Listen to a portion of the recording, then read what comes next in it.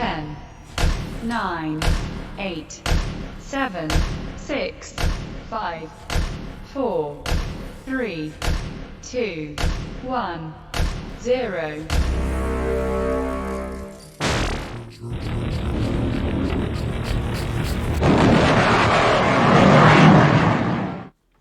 All right, everybody. Thank you for joining me. This is Michael Voss, the Dragon of the Southern Tier, and I am back again on another episode of No Soundbites Allowed. I hope everyone is enjoying this. So I'm here with you today because there's a couple of things that are going on. In particular, I want to talk about vaping. And I've been talking about this issue for a while now. All this week, we've been seeing a lot of news, a lot of conversation about vaping, the vaping bans, people who are dying. And I've talked about this. I talked about it actually when I was over at Binghamton University earlier this week, back on the 24th, I believe. It was the 24th of this month, September. I was at Binghamton University. I was talking about vaping and guns and a few other things. And today I'm talking about it again because it's an important issue. There's a lot that's going on here. And there's a lot of history here that I don't think most people are even aware of. But let's walk through this because there's a big issue. Just like I had in the title, is the vaping ban saving lives? That's a critical question. It is very important because it is part of what's going on in our country, and I want to be very clear about that. Let me explain what I mean in just a second. So let's actually start off. The vaping ban maybe hit some people's attention back in August 23rd of this year, of 2019. That's when the CDC director was making a statement on the first death that was being related to an outbreak of vaping incidents. Now, a lot of people probably don't remember that. It was the end of August and everyone was going away for the holidays and a lot of people missed the news. In fact, it wasn't until the beginning of September that people really started paying attention to this, that you started hearing, oh, there's 400 or 300 or some number of people were being affected by vaping. And no one really knew what was going on there. Because it's a fact that vaping first started back in 2003.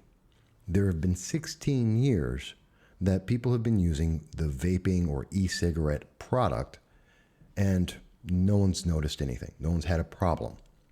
So after 16 years of being used, suddenly, in the middle of this year, there's an outbreak. Something changed. And a lot of people were worried because they thought, well, maybe it's China, because 95% of all vaping products are made in China. So maybe the Chinese are poisoning people. Maybe it's a long-term effect. Maybe. There were a lot of maybes. And absolutely no one had any idea. And we saw that without having an idea, people were doing the same thing they always do. They were turning to their government, whether it's local, state, federal, and they were saying, do something. I'm scared. Essentially, that's what it was. People were saying, I'm scared. I don't know what's going on. Save it. Save me. You know, we knew that it wasn't communicable. It wasn't like measles or something because it was only affecting people who vape.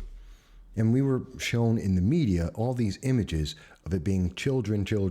Oh my God, children are dropping dead because of vaping, which isn't true. But that was the emotion that was given to the public, that this was something that was a crisis for our youth, that they were deeply in danger, and something had to be done. And the government, of course, wanted to respond to that. But let's actually look at this. Because if the government was really the great savior that they like to put themselves out as, then they would have done something a long time ago.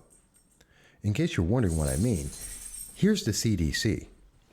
The CDC has had reports going back to March of 2019, the end of March of 2019 to be exact, according to their chart, of cases where something about the e-cigarettes use or vaping caused some people to start having incidents.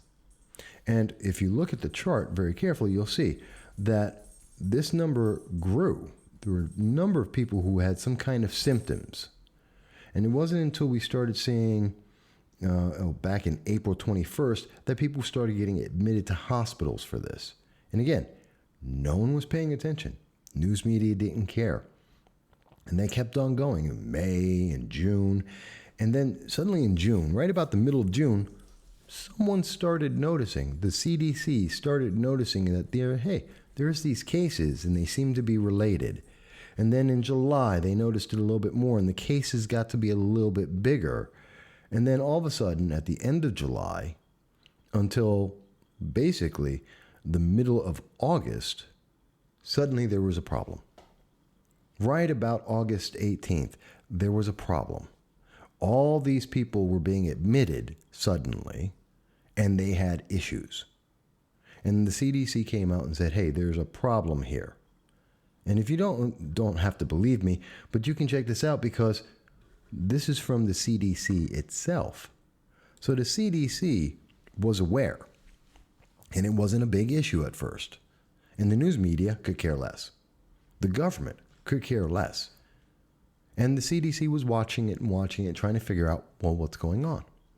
And then in August, when someone died, that's when the news media said, hey, here's a story. And we heard that the politicians started going, hey, there's a story. Because people are dying. And it's an epidemic. As of August 18th, suddenly it became an epidemic. Not because 10.8 million people have been using vapes. Not because the majority of people who use vapes are trying to stop smoking. No, that wasn't the story. That's not the issue. That wasn't important. The fact that it had been around for 16 years and there were no incidents like this, that wasn't the story. The story was that now that you're using vapes, well, now there's a danger and you have to stop because it's affecting children. And the problem is because there are flavors in the vaping. That's the big deal. Oh my goodness, look, they have flavors in the vape. And so we must stop young people from vaping, even though the majority of the 10.8 million people who've been vaping since 2003 aren't children. Okay. You listen to this and you say, well, gee, Mike, I don't understand. Why was this so critical? Well, the one thing we do know from the CDC was that throughout the process, as the numbers increased, and they did get up to about 805 cases out of 10.8 million users that have had some kind of reaction. And the one thing that kept coming up in all the conversations, in all the documentation, is that a majority of these people seem to be adding something to the vape.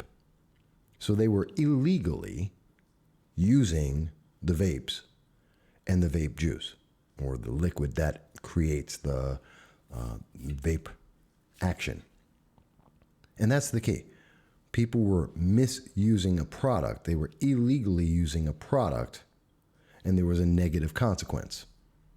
Did the media focus on that? No. Did politicians focus on that? No. Politicians said, oh, no, we've got to ban everything. And they had no idea what was going on. And it's something that I brought up as a consequence of what we always see from the government. And I was talking about that not too long ago on September 19th. And let me show you what I said. Well, the first thing is to understand is in each of these cases, the government is deciding. We're saying, oh my God, the government must do something, and we're giving up our rights, our freedoms. And we're telling the government, do something. And politicians they're doing things that they want, that are in their best interest, that fits their political agenda, not necessarily taking care of you or taking care of the issue, which is why they're very selective on the issues that they decide to say they want to take care of.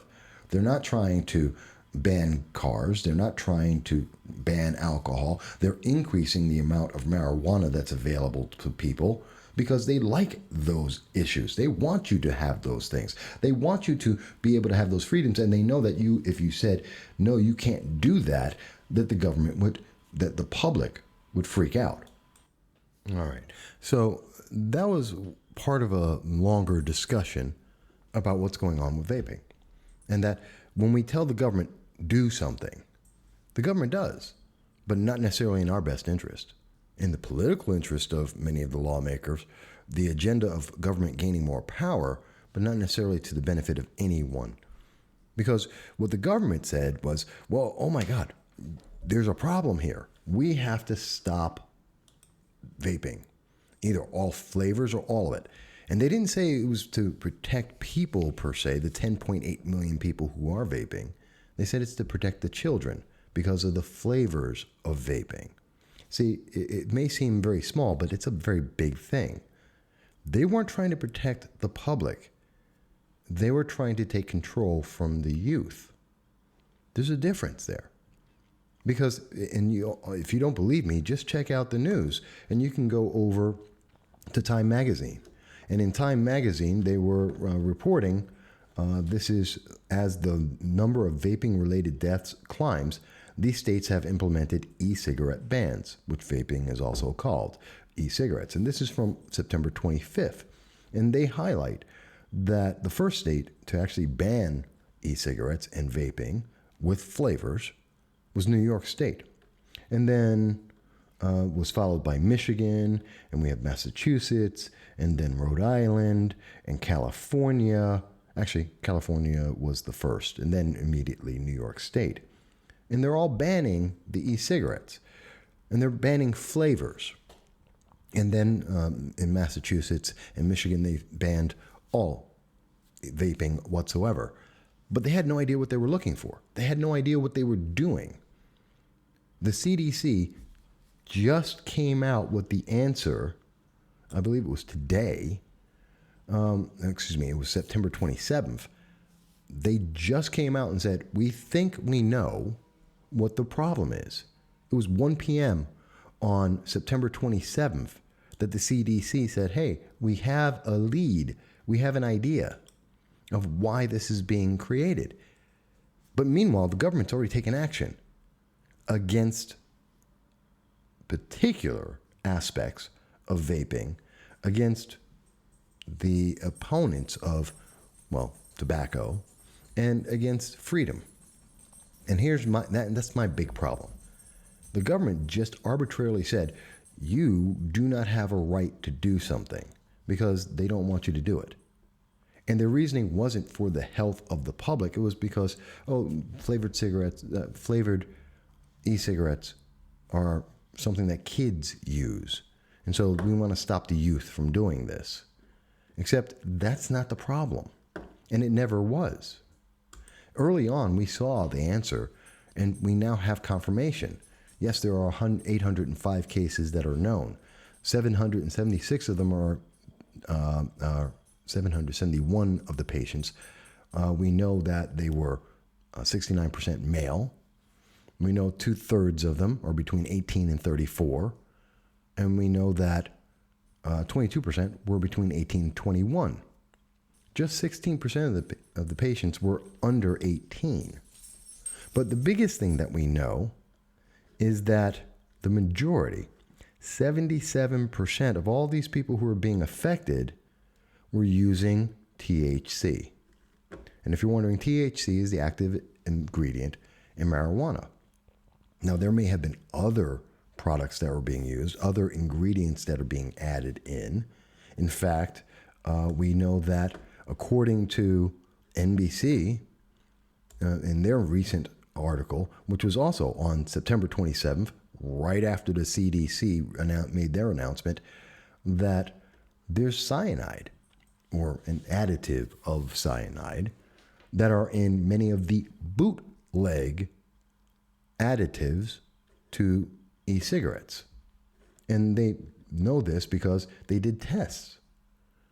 10 out of 15 bootleg illegal products were, as tested by NBC News, showed that they had hydrogen cyanide in them. Now, here's the thing. What we're seeing is people are illegally using a product and using illegal additives and they're having a negative reaction. And the government's response, before they could even find that out, was, let me take away your freedom and your right and your options. And we're going to say it's because of protecting children. They're protecting children and they're taking away your right. Arbitrarily, without due process, without any argument, without any public response or interaction. The public wasn't asked about this. They weren't asked, gee, should we do this? Would this be in the best interest of the public? Does the public want us to ban this? They could have gone on TV and just said, hey, stop. We don't know what's going on. The CDC hasn't figured out why this is happening. If you vape, please stop. No, instead they said, let's kill businesses. Let's take away people's livelihood. Let's take away their freedom and just say, you can't do this because we're the government. That's the bigger problem. Because we know now, or we believe, according to the CDC, the problem wasn't the vaping. It's not a problem for 10.8 million people. It's a problem for people who are illegally using drugs in a new format. That they either because they're having THC and they're adding in vitamin E, which the vitamin E may be the problem, but they're adding that in and they're adding in CBD oil into the mix. And maybe it's a combination of THC, CBD oil, and vitamin E.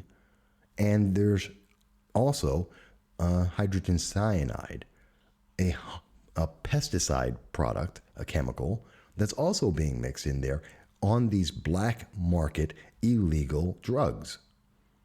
There's your problem. There's the problem. Illegal drugs being mixed into the legal use of a product. And the government's only answer is, let me take away all of your rights, all of your abilities, so that you have no choice. And destroy businesses, legal, law-abiding citizens lose their rights. Businesses lose their abilities to conduct legal business because the government said so. That's a troubling precedent. It's worryful. And I really, really think it's a bad thing because we're training people that the government can just swoop on in at any moment and say, you can't do that because we said so, without the public ever having a comment, without people being able to say, no, I don't want you to do that. Wait for an answer. Make the right decision, not just make a decision. The difference is incredibly different. It's different to make a purposeful, intelligent decision that will actually help people rather than just saying, oh, we're going to save lives. Don't worry, we're going to just do this. What about the harm that has been done to potentially millions of Americans? What about the damage that's been done to hundreds, if not thousands of businesses? Hundreds, if not thousands, if not tens of thousands of workers and employees? What about all the people who are being affected that were trying to quit smoking? What about all of those people who were legally using a legal product that have now been punished because the government just jumped out there and said, we're going to do this because we can? And you can add in the questions about, was this because of the tobacco lobby? Were the politicians being bought off? Was it because of the tax revenues that the state and local governments make off of tobacco and they don't make off of the e-cigarettes? You can make all of those arguments if you want, but I'm making a very simple one. This is government taking power because it can, and no one's complaining because we're protecting kids. We're protecting the public. I'm the government and I'm going to take care of you, even if it kills you, even if it denies you all of your rights and freedoms and turns you into a slave. Now, you may disagree with me. You may say, Mike, no, the public health risk was far more important, except I don't believe it was. We have more people who die. We have more young people, teens, that die because of texting in cars, and yet we don't ban cell phones, and we don't ban cars for those who are younger. Those same teenagers that they're saying they're trying to protect, yeah, they die from a lot of other things, way more, every day in far greater numbers than the total number of people who've died because of vaping, because of using an illegal additive, or have been even affected. So I really have a problem here. And I think we should all have this problem. Why is the government taking away the due process, taking away the ability of the public to interact and to have some force and agency in this process?